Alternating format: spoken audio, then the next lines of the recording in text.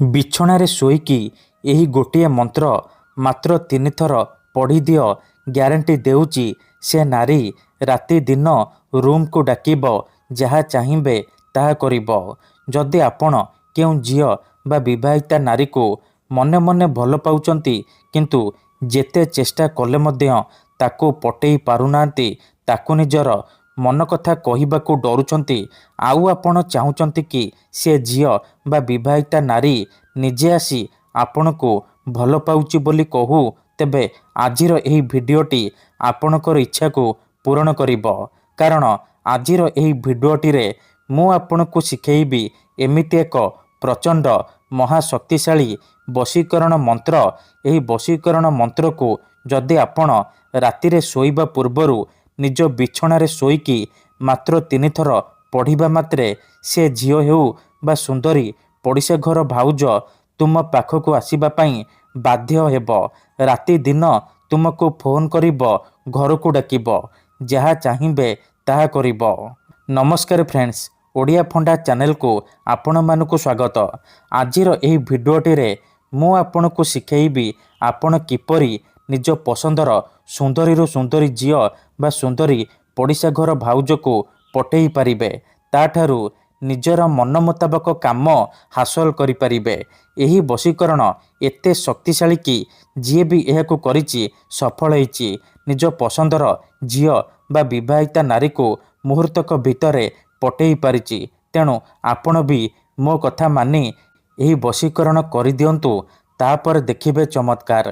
ଯେଉଁ ଝିଅ ପଟୁନଥିଲା ସେ ଝିଅ ପାଗଳି ପରି ଆପଣଙ୍କୁ ଭଲ ପାଇବ। ଯେଉଁ ବିବାହିତା ନାରୀ ବା ପଡ଼ିଶା ଘର ଭାଉଜକୁ ଦିନରାତି ଭାବୁଛନ୍ତି, ସିଏ ନିଜେ ଫୋନ୍ କରିବ, ହାତ ଧରିକି ରୁମ୍କୁ ଡାକିବ, ଯାହା ଚାହିଁବେ ତାହା କରିବ, କୌଣସି ପ୍ରକାର ବାଧା ଦେବ ନାହିଁ। ଏହି ବଶୀକରଣ ସାହାଯ୍ୟରେ ଆପଣ ଶାଶୁ, ନଣନ୍ଦ, ଦିଅର, ଭାଉଜ କାହାକୁ ବି ନିଜ ବଶରେ କରିପାରିବେ, ତାକୁ ପଟେଇ ପାରିବେ, ତାଠାରୁ କିଛି ବି କାମ ହାସଲ କରିପାରିବେ। ଏଥିପାଇଁ ଆପଣଙ୍କୁ କୌଣସି ପ୍ରକାର ମନ୍ତ୍ରତନ୍ତ୍ର କରିବାକୁ ପଡ଼ିବନି କିମ୍ବା କିଛି ବି ପଇସା ଖର୍ଚ୍ଚ କରିବାକୁ ପଡ଼ିବନି। କେବଳ ଯେତେବେଳେ ଆପଣ ରାତିରେ ଶୋଇବା ପାଇଁ ଯିବେ, ନିଜ ବିଛଣାରେ ଶୋଇକି ଏହି ଗୋଟିଏ ମନ୍ତ୍ରକୁ 3 ଥର ପଢ଼ିଦେବେ, ତାପରେ ଦେଖିବେ ଚମତ୍କାର। ଏପଟେ ଆପଣ ମନ୍ତ୍ରକୁ ପଢ଼ିବା ମାତ୍ରେ ସେ ଝିଅ ହେଉ ବା ବିବାହିତା ନାରୀ ବିଚଳିତ ହୋଇ ଉଠିବ, ଆପଣଙ୍କ ଆଡ଼କୁ ଆକର୍ଷିତ ହେବାକୁ ଲାଗିବ।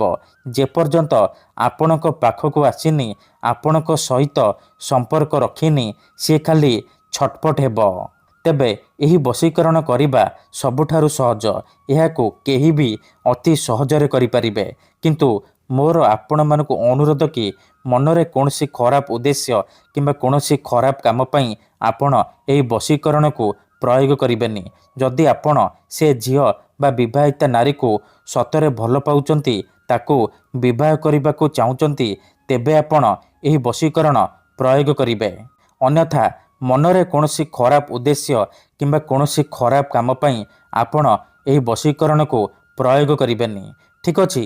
କାହିଁକି ନା ମାତ୍ର ଥରେ, ଆଜ୍ଞା ହଁ, ମାତ୍ର ଥରେ ଯେଉଁ ଝିଅ ବା ବିବାହିତା ନାରୀ ଉପରେ ଏହି ମନ୍ତ୍ରକୁ ପାଠ କରିଦେବେ, ସିଏ ସେହି ସମୟଠାରୁ ଆପଣଙ୍କ ଆଡ଼କୁ ଆକର୍ଷିତ ହେବାକୁ ଲାଗିବ, ଆପଣଙ୍କୁ ଭଲ ପାଇବାକୁ ଲାଗିବ, ଆପଣଙ୍କ ପ୍ରେମରେ ଏମିତି ଦିବାନୀ ହେଇଯିବ କି ଆପଣଙ୍କୁ ନ ଦେଖି ଗୋଟେ ମୁହୂର୍ତ୍ତ ବି ରହିପାରିବନି।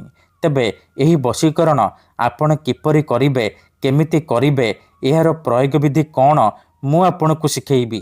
ସମ୍ପୂର୍ଣ୍ଣ ପ୍ରୟୋଗ ବିଧି ଠିକ୍ ଭାବରେ ଶିଖେଇବି।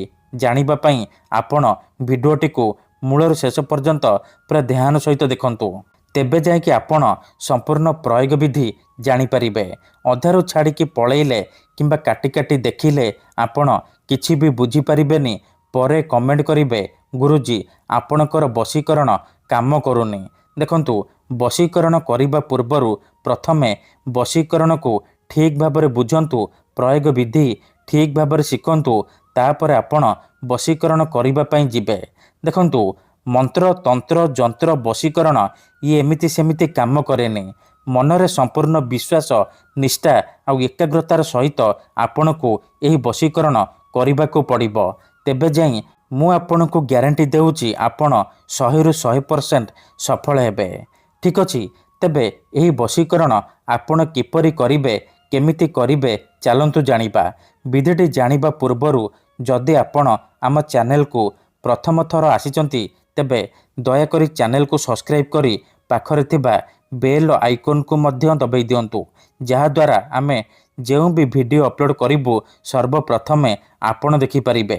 ମନେ ରଖନ୍ତୁ, ଏହି ବଶୀକରଣକୁ ଆପଣ କେଉଁ ବି ବାରରେ କରିପାରିବେ, କିନ୍ତୁ ଯେବେ ବି କରିବେ ରାତିରେ ଶୋଇବା ପୂର୍ବରୁ କରିବେ।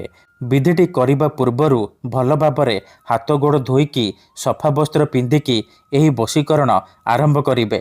ପ୍ରଥମେ ଆପଣ କ'ଣ କରିବେ, ଯେତେବେଳେ ରାତିରେ ଶୋଇବା ପାଇଁ ଯିବେ ନିଜର ବିଛଣା ଉପରେ ପୂର୍ବ ଦିଗକୁ ମୁଣ୍ଡ କରିକି ଶୋଇପଡ଼ିବେ। ତାପରେ ନିଜର ଡାହାଣ ହାତକୁ ଛାତି ଉପରେ ରଖିବେ ଆଉ ଆଖି ବନ୍ଦ କରିକି ସେଇ ଝିଅ ବା ବିବାହିତା ନାରୀକୁ ମନେ ମନେ ଭାବିବେ। ତାର ମୁହଁକୁ ନିଜ ମନରେ ଭାବିବେ।